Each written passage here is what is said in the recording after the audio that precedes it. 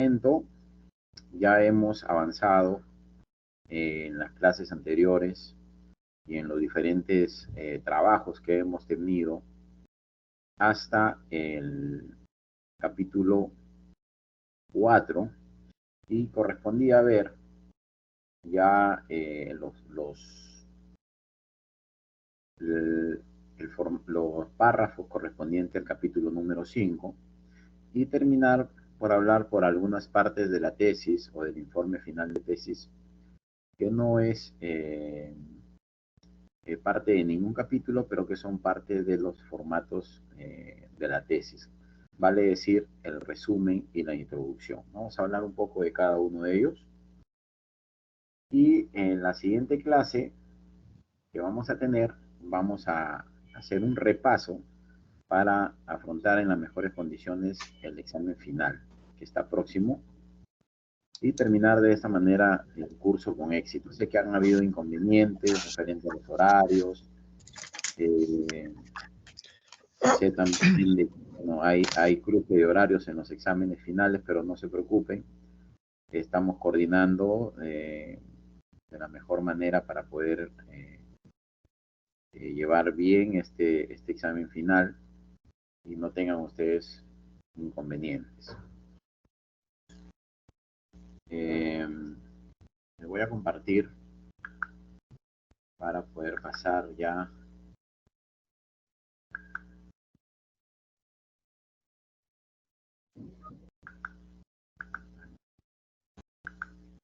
quiero que me confirmen si es que están mirando, por favor. La mica que dice seminario de tesis, semana 14 y 15. ¿Se ve?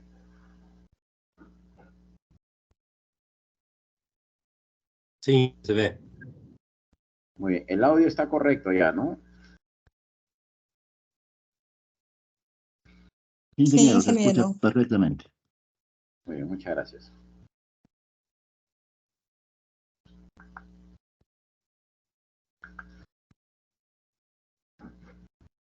Muy bien, entonces lo que vamos a ver ya a continuación prácticamente es el extracto o los aspectos más importantes del capítulo final de la tesis, que no es más que la presentación de los resultados después de haber ingresado al campo y haber aplicado lo planificado en el proyecto de tesis. Recuerden ustedes y no se olviden, tengan cuidado con lo que les estoy diciendo, ojo, cuando digo ojo es un aspecto crítico, el, el proyecto de investigación es la planificación que tiene el investigador y que propone a una universidad, a un jurado específicamente, de la forma en cómo va a investigar. Pero no es la investigación. Cuando uno tiene un proyecto de tesis aprobado, metodológicamente hablando es que aún no tiene nada de la investigación netamente, o sea, dicho de una manera más simple, todavía no se ha hecho nada que respecta a investigación. Vale. Entonces, la investigación en sí es la aplicación de esa planificación del proyecto de tesis. ¿Qué quiere decir? Que voy a aplicar en el campo todo lo que se ha planificado en el proyecto de tesis. Y lo más importante, quizás ya hablando en este momento, de toda la planificación, pues son los instrumentos de investigación. No es que sean lo más importante y lo demás no, sino que ya en este momento todo lo que se hizo para llegar a estos instrumentos. Y todo lo que se desarrolló en el proyecto de tesis fue para poder determinar correctamente estos instrumentos, ¿no? O sea, es todo un proceso, ¿no? Es un proceso, pero el proceso termina justamente El proyecto de tesis termina en estos instrumentos. ¿Y qué es ya ingresar al campo? Es ingresar al lugar de investigación para aplicar esos instrumentos.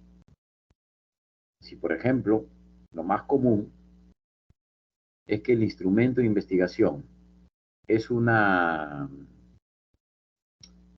cuestionario, entonces el ingresar al campo quiere decir que se van a aplicar los cuestionarios a la población, a la muestra, y se va a obtener ya los datos. Y esos datos, una vez obtenidos, necesitan pues todo un proceso nuevamente de clasificación, de organización, de ordenamiento. Necesitan todo un proceso de análisis, interpretación, ¿correcto? Y un proceso eh, de llegar a unas subconclusiones aún, porque eso se va a llamar resultados iniciales.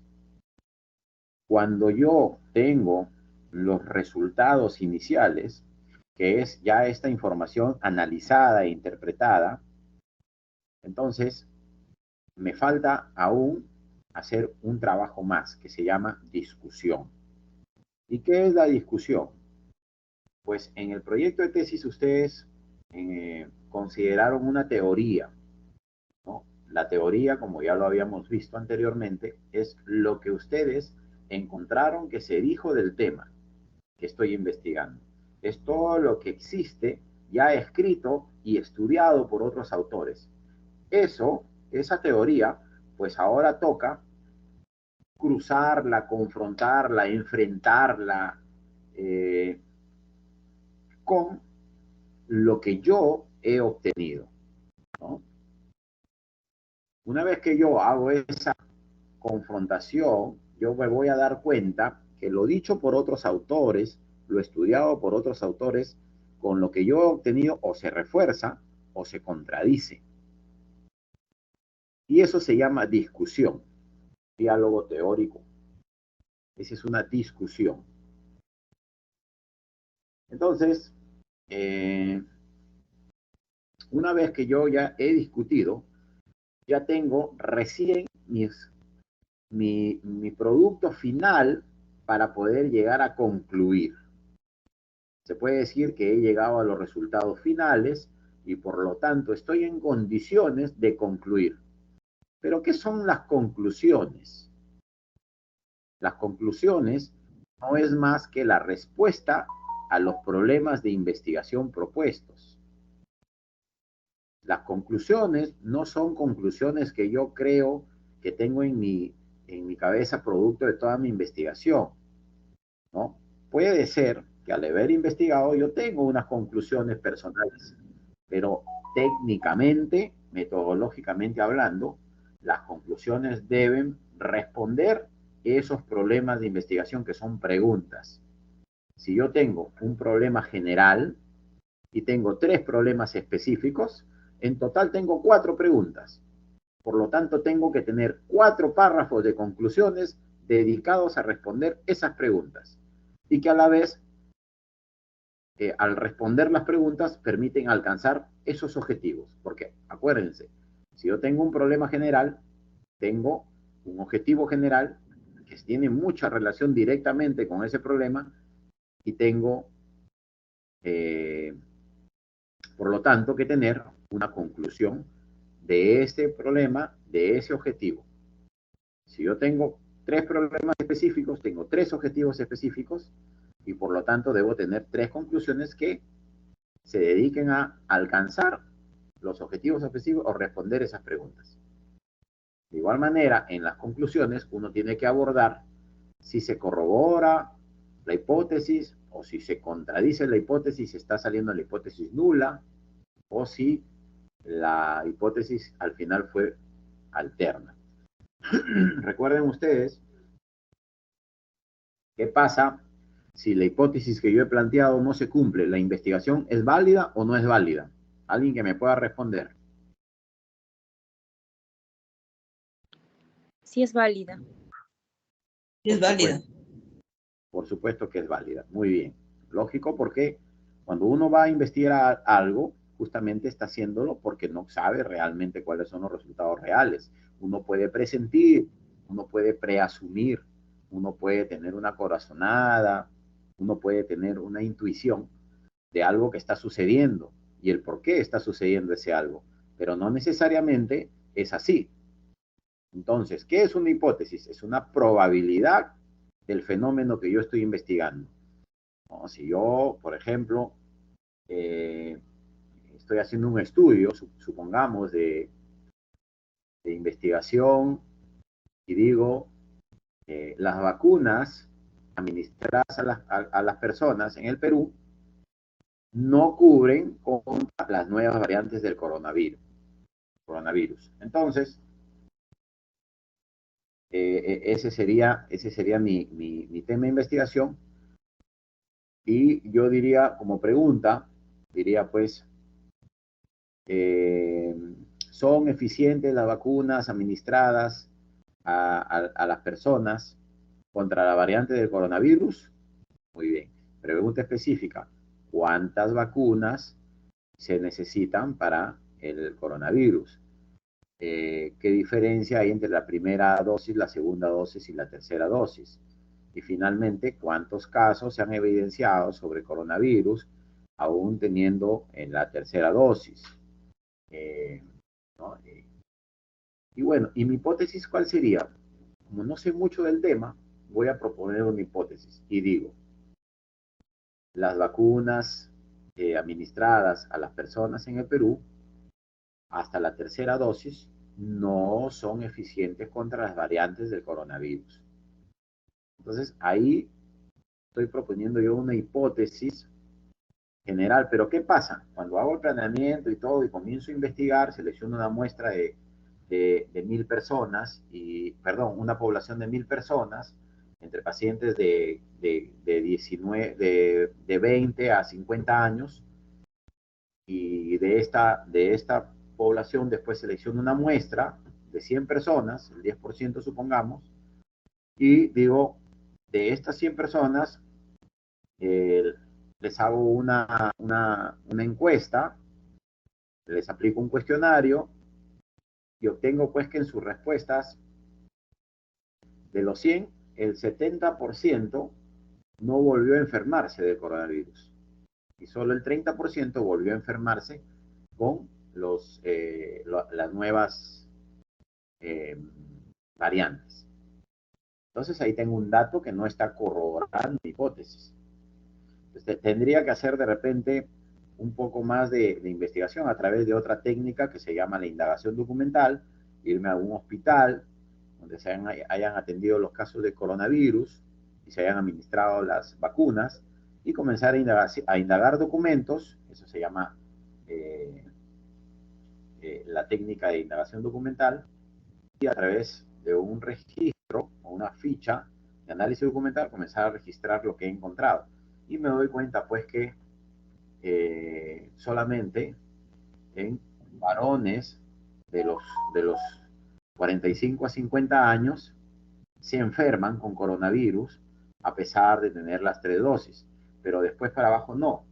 Entonces digo, ok, esto me ayuda a fortalecer, ¿no? Lo que acabo de encontrar en el cuestionario. Quiere decir que sí, efectivamente acá hay un 70% que ya no enferma y acá solamente la gente mayor de edad. Entonces, a través de un software, a través de un programa, donde ya tiene que entrar la parte estadística, y para eso están los estadísticos, hay que asesorarse con un estadístico y decirle, ¿sabes qué? Tengo esta muestra, tengo este cuestionario y tengo esta indagación documental. Esto me arroja esto, ¿qué me propones tú para poder hacer la fórmula y poder a través de eso llegar a arrojar un resultado que ya esté analizado por este programa y que me arroje números, tablas, figuras, que me permitan saber qué está sucediendo? Entonces, el estadístico les va a sacar un programa, les va a colocar muy bien cuántas personas, 100, de cuántas, la pregunta número 1, muy de acuerdo, no de acuerdo, casi nunca de acuerdo, ok. y él va a establecer una fórmula y al final le va a arrojar tablas, figuras, y cada tabla, cada figura le va a decir, le va a dar un dato diferente. Al final de todos esos datos, uno lo va a interpretar y uno va a llegar a las conclusiones. Y de repente salió pues que no era así, que la hipótesis que uno planteó que no era eficiente es al revés, porque el 70% no enferma, entonces sí es eficiente. Pero mi investigación es válida, porque igual hice una investigación, igual apliqué mis instrumentos, el proceso de investigación ha estado correcto. El problema es que mi hipótesis no se cumplió, salió una hipótesis diferente, es una alternativa, es una opción que puede suceder, ¿correcto?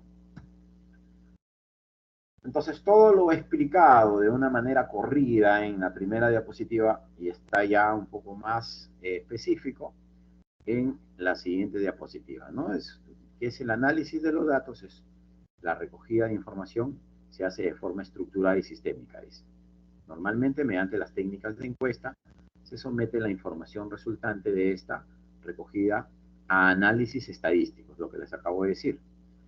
Y estos análisis estadísticos son capaces de cuantificar la realidad estudiada. Ya, o sea, ellos los transforman en números, con el propósito de poder generalizar los resultados de la investigación. Y acto seguido, enunciar leyes generales de este comportamiento, ¿no? El fenómeno que yo estoy estudiando, ya a través de la estadística, de los datos ya cuantificados, de la interpretación, yo puedo después tener una idea de qué está sucediendo con ese fenómeno. Entonces, dice, para este análisis hay diferentes software y programas informáticos. Algunos son más adaptables a tipos de investigación, cualitativas, cuantitativas, y dentro de las cuantitativas, tipos de investigación cuantitativas, ¿no? Entre los programas pues, más comunes que se emplean para las investigaciones cuantitativas, vamos a tener a lo que les presento acá, que son programas de fácil acceso, como por ejemplo el Excel.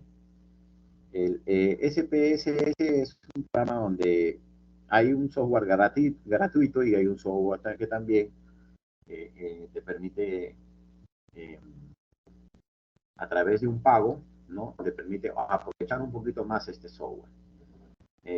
Acá quiero hacer un hincapié que deben ustedes tener en cuenta. Actualmente existe una tendencia fuerte de la inteligencia artificial para la investigación. Cuando les hablo de inteligencia artificial para la investigación, les hablo de nuevos programas que están cada vez siendo mejorados y que han sido diseñados para no solamente el análisis de datos, sino para la estructuración de trabajos de investigación. Hay un dilema, hay una controversia entre qué tan útil y qué tan positivo puede ser el empleo de estos programas. Porque, por ejemplo, van en contra de la investigación en sí. Porque uno dice, por ejemplo, estos programas de inteligencia artificial son como androides digitales o robots digitales con los que uno conversa y dialoga. Y le dice, por ejemplo, oye, ¿sabes qué? Quiero que me armes una monografía de el empleo de armas de gran alcance, de calibre, por decirle, vamos a hablar de calibre .50, tierra a tierra. No te olvides de considerar en este estudio tal arma, tal arma, tal arma. Asimismo, no te olvides de considerar en este estudio los últimos combates que se han dado entre Rusia y Ucrania. Asimismo, quiero que hables, que no te olvides de hablar de la visión nocturna para este tipo de armas. Entonces, este robot va captando todas esas cosas y las va fragmentando y las va organizando y les toma pues una monografía con esas cosas. Y definitivamente a un autor de una investigación, ese es un tema pues que le va a facilitar el tiempo, pero al mismo tiempo también, ahí viene la otra parte, que no les, al facilitarle tanto las cosas, ya el investigador no lee mucho para poder obtener datos, sino que va a obtener ya datos más procesados, que en otras palabras ya se llama conocimiento. Una cosa es datos de información y otra cosa es información procesada, que es justamente el resultado de una investigación, y esa información procesada ya no se llama información, sino se llama conocimiento, ¿no? Es como decir, uno, el más es un dato, el uno es un dato, el más es otro dato y el otro uno es otro dato, el igual es otro dato, el 2 es otro dato, pero una cosa es decir que uno más uno es el 2, ya eso ya no es dato, eso es conocimiento porque hay una afirmación, ¿no? Entonces, estos programas, de inteligencia artificial, inclusive ya están ahora hasta realizando estos procesos de análisis de los datos estadísticos, sin necesidad de que uno tenga que consultar a un estadístico y decirle, oye, necesito una fórmula para obtener datos que no se parcialicen, por ejemplo. No quiero cometer el error de decir que es eficiente porque tú sabes que hay pacientes de 50 años, de 45 años, de 30 años. Yo quiero que tú me halles, ¿no?, entre todos una media para poder decir que es eficiente en una población así de esa variabilidad, ¿no? Entonces el estadístico pues agarra y dice, muy bien, ya, a ver, ¿cuántos tienes de tus 100? 30 entre los 20 y 40 años, 30 entre los 40 y 50 años, 30 entre los 50 y 55 años y 10 entre los 55 y... Entonces, él hace un cálculo y dice, ya, vamos a igualar las poblaciones en porcentajes. Como este es menos, este es de 10 versus estos de 20, entonces este va a valer 2 para que se iguale a lo de 20, lo va a hacer por 2 y en porcentaje. Entonces hace una fórmula, el estadístico, al final a usted le sale una media. Bueno, estos programas ya facilitan todo eso, o sea, están reemplazando el trabajo de los estadísticos. Muy bien, el SAS, el Stata, DataBit, el R también es y la Gandia Barwin. Todos estos programas tienen temas de investigación a los cuales se dedican de manera más específica, ¿no? Por ejemplo, no es igual investigar una investigación con datos cuantitativos de una investigación correlacional, como lo que estamos hablando, ¿no? Cantidad de vacunados versus cantidad de enfermos. Entonces, a más vacunados, menos enfermos. A menos enfermos es porque hay más vacunas, o a más enfermos es porque hay menos vacunados, correlacional. Un programa de ellos, normalmente el SPSS o el Excel, son más específicos para ese tipo de investigación. Pero si yo quiero, por ejemplo, ver una investigación donde diga percepción de la población frente a la calidad de construcciones, eh, de edificaciones multifamiliares en la ciudad de Lima, ¿no? Percepción de la población de Lima versus las edificaciones con prefabricados versus la percepción de Chincha. Esas cosas, percepción, hay otros programas que son más específicos, ¿no? Más indicados, más apropiados. Bueno, acá les dejo yo una explicación de justamente para qué se usa cada uno de estos programas, ¿no? Para qué tipo de investigación son más específicos. Por ejemplo, la descriptiva, ¿no? Estadística inferencial, el SPSS. El SAS, ¿no? Por ejemplo, acá sí dice estadística descriptiva univariante, regresión, análisis de varianza y covarianza, distribución de frecuencias, procedimientos multivariados y muchos más. Destaca, dice, por su alta potencia analítica para resolver problemas analíticos sin tener la necesidad de programar. Este programa, por ejemplo, normalmente es para temas que van más que todo con la predicción. Saben que ahora también está muy de moda la predicción. La predicción de cómo se van a comportar los negocios, cómo se va a comportar la bolsa de valores, cómo se va a comportar, por decir, un rubro, la minería, en tal lugar, en tal país, en tal momento, bajo tales escenarios.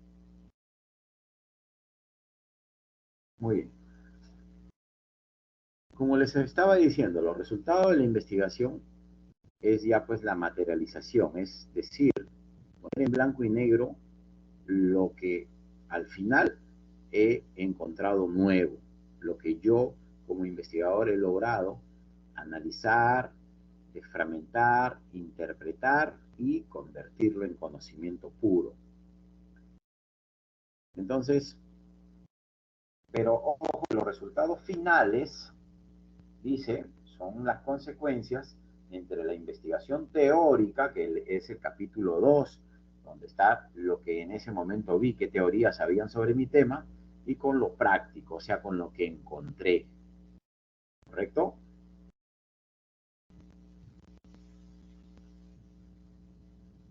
Muy bien. Entonces, estos resultados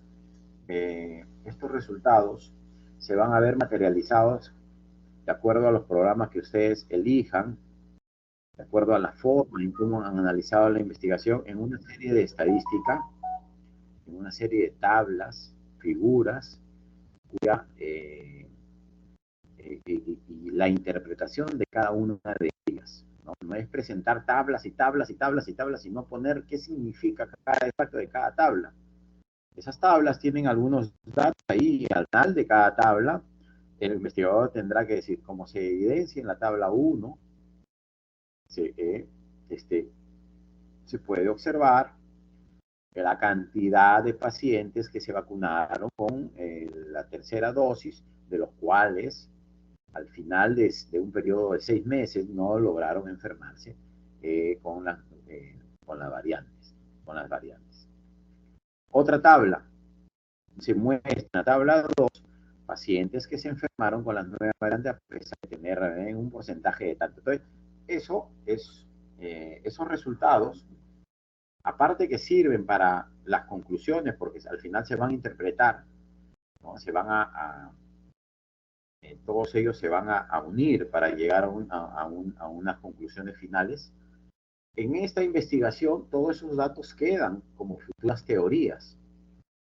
Quedan como futuras teorías lo que el investigador está aportando a la investigación, al mundo de la investigación. Cuando otro investigador quiera hacer un tema que se relaciona con el suyo, pues todas esas tablas y esas interpretaciones se han convertido en teorías, en conocimiento, porque es cuantificablemente demostrable.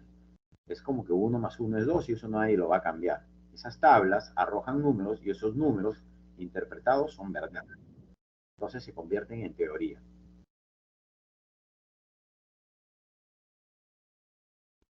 La discusión, como les dije, ¿no? Es encontrar las discrepancias, encontrar las similitudes, confirmar lo que yo he encontrado versus la teoría, ¿correcto? Y eso al final genera nuevos conocimientos. Entonces acá hay un flujograma que demuestra el proceso metodológico, ¿no? ¿Correcto? El proceso empieza con una pregunta de investigación. Esta pregunta de investigación genera objetivos, genera hipótesis, investigo en el mundo de lo que hay y encuentro que en mi marco teórico hay antecedentes de esta investigación, hay autores que han escrito sobre este tipo de tema que yo estoy investigando, que se llaman las bases teóricas, y defino algunos términos que creo que se consideran importantes para poder estar al tanto y poder ampliar mi propio conocimiento como investigador del tema que estoy investigando. Por eso es que defino algunos términos que considero importantes definirlos. Muy bien. Y después a través de la aplicación de los instrumentos y de todo el proceso metodológico que yo he escogido y he seleccionado, porque así lo manda la técnica de investigación, ¿no? O la metodología de investigación. Entonces yo voy a obtener esos resultados. Pero esos resultados se van a presentar en forma de conclusiones, que a la vez es quien responde las preguntas de investigación, quien permite alcanzar los objetivos, quien permite corroborar o contradecir la hipótesis, y finalmente termino por realizar algunas recomendaciones en base a estas conclusiones, ¿no? Si es que es necesario recomendar algunas soluciones a los problemas que yo ya encontré, ya identifiqué, o mejoras para las cosas que yo he encontrado, identificado y que he concluido. Muy bien, entonces eso era con respecto al capítulo de los resultados, que es quizás el capítulo, pues, uno de los capítulos, al final, uno de los capítulos muy importantes, porque ahí se presenta ya el resultado de todo. Muy bien, vamos a terminar acá con esta clase, y en la próxima clase vamos a hacer un repase rápido de todo lo que se ha visto a través del curso para poder tratar temas del examen final. Me estaba olvidando en esta clase de hablar un poco de lo que es el resumen de la investigación y de lo que es también la introducción. Muy bien, el resumen de la investigación va a ser, pues, en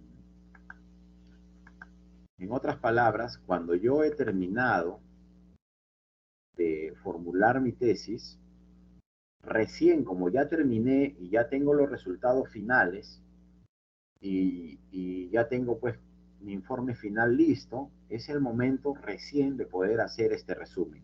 Por eso es que hay algunos errores, personas que presentan la tesis con la introducción y resumen en el proyecto. No hay resumen en un proyecto de tesis porque todavía no he investigado nada. ¿Qué voy a resumir si todavía no tengo nada? Entonces ahí, en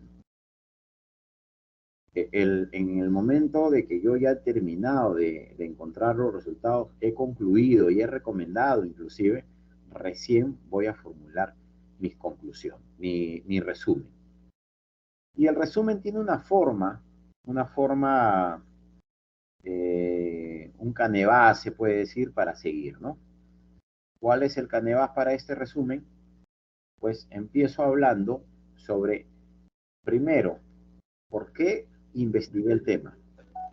Esa es la primera pregunta que tengo que responder. ¿Por qué me aventuré o por qué me animé a investigar ese tema? Esa es la primera pregunta. Y eso se pone en un párrafo de 3, 4, 5 líneas como máximo. El segundo párrafo sería el problema de investigación propuesto, ¿no? ¿Cuál es el problema de investigación propuesto? En el mismo párrafo, ¿cuál es el objetivo propuesto? En el mismo párrafo, ¿cuál fue la hipótesis planteada? En el siguiente párrafo, entonces ya se habla de cuál fue la metodología empleada. ¿Correcto? ¿Cuál fue las teorías no van allá, no van. ¿Cuál fue la metodología empleada? ¿No?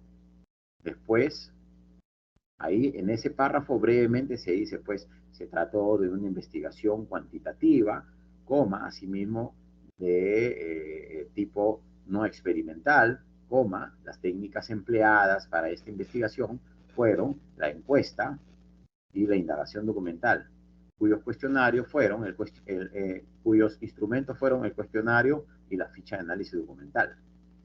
Punto, se acabó ese párrafo, 4 líneas. Y el último párrafo del resumen dice, finalmente se obtuvieron las siguientes conclusiones. Y va a poner la conclusión general, la que responde la pregunta general de investigación. Nada más. Ese es el resumen. Una página o página y media, y abajo van a colocar en cursiva, sin negrita, en otro párrafo, palabras clave, 2 puntos.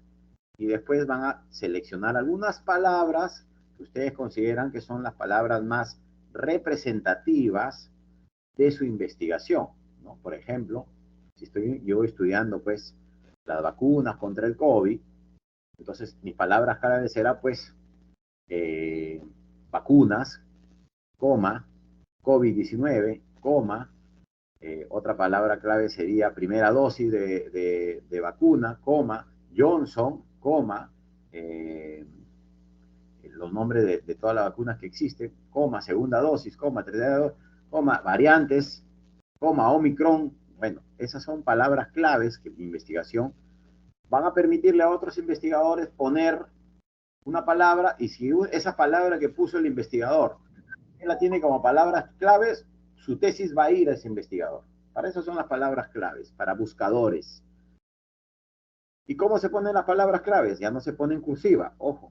Acá hay toda una ensalada de mango, así lo ha puesto el APA. Entonces, la APA, la asociación. Entonces, se pone palabras claves en cursiva, 2 puntos, y después, sin cursiva y sin negrita igual, se ponen todas las palabras clave en minúsculas, no empiezan con mayúscula, todo en minúscula. Si hay unas iniciales que tienen que ir con mayúscula, en mayúscula, y cada una separada por una coma, y no hay punto final. No hay punto final. Eso mismo lo copian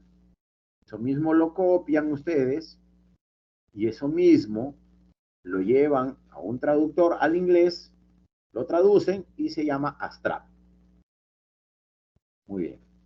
Eso era con respecto al resumen. Con respecto a la introducción de una investigación. La introducción de una investigación ya no es igual a un resumen. Lo más importante del resumen. El resumen va en pasado, porque ya terminó la investigación y uno está dando cuenta en el resumen de lo que obtuvo, de lo que pasó, ¿no? La presente investigación se inició por la necesidad de comprender el fenómeno, a veces cómo empieza. Como problema general se planteó, como objetivo se planteó, como hipótesis se planteó la siguiente. Perdón.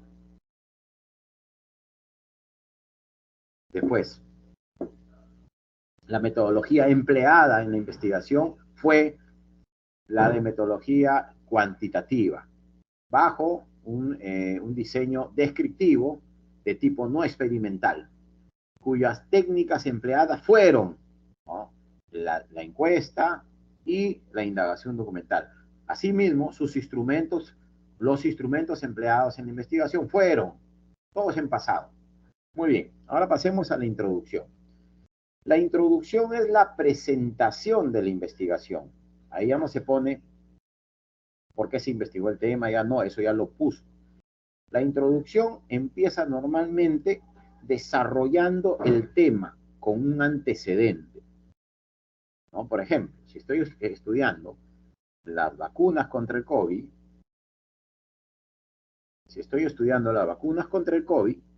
entonces sería la introducción hablar sobre un contexto del COVID. A partir del año 2020 surgió una nueva pandemia denominada COVID-19. Esta pandemia trajo consigo una serie de fenómenos como hospitalizaciones, atenciones desesperadas en los hospitales, ¿no? Hace una pequeña introducción a este tema del COVID-19, ¿no? De lo que pasaba, de cómo sucedió.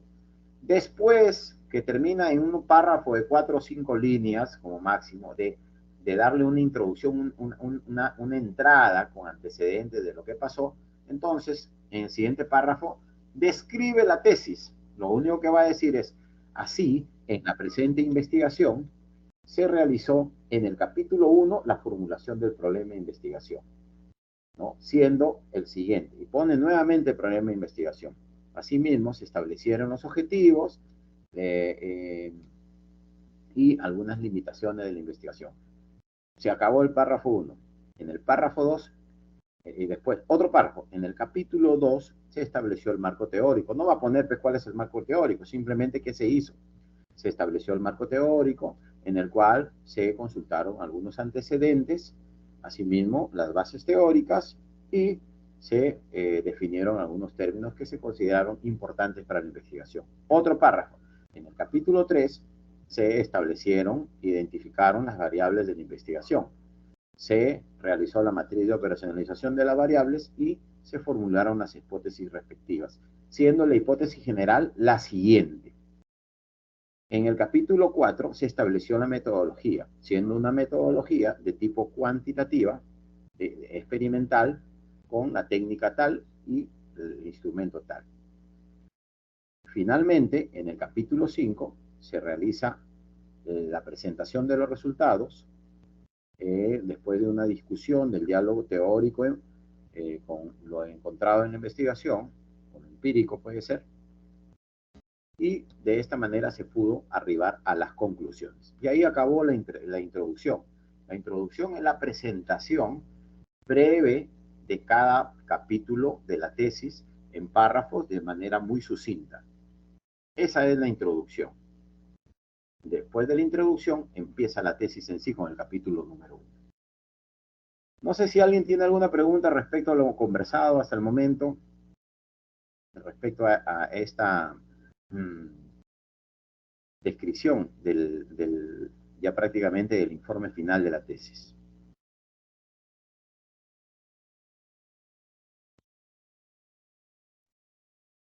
¿Alguna pregunta? Doctor, Ingeniero, buenas noches. queda Esa claro. diapositiva, profesor, buenas noches. Sí, lo escucho. ¿La va a cargar Carlos. en el... A ver, repita porque se le fue el audio. Buenas, ¿la va a cargar en la diapositiva en la plataforma? Sí, sí, la diapositiva la voy a hacer llegar al campus ahora mismo. Le voy a subir las diapositivas. Van a encontrar ahí como semana 14 y 15. Van a estar ahí para que las puedan revisar.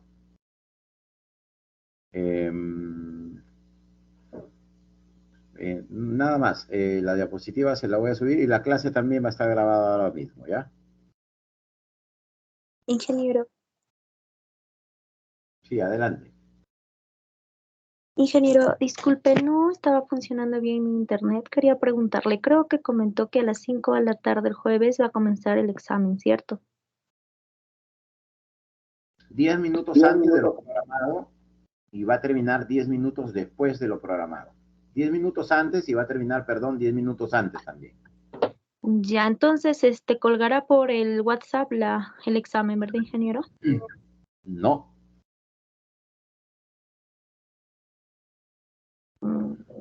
Si es que va a empezar antes, no creo que sea por la plataforma, porque en la plataforma es en la hora exacta. Ya. Y Jacqueline Geraldine, sobre el examen es la siguiente clase. ¿Alguna pregunta sobre lo expuesto, sobre el tema en sí?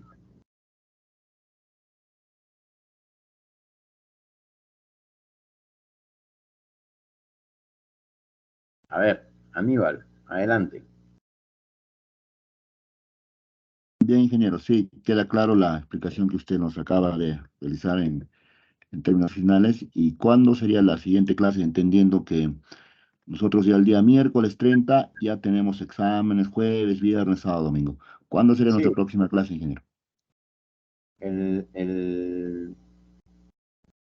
a ver, permítame un momentito.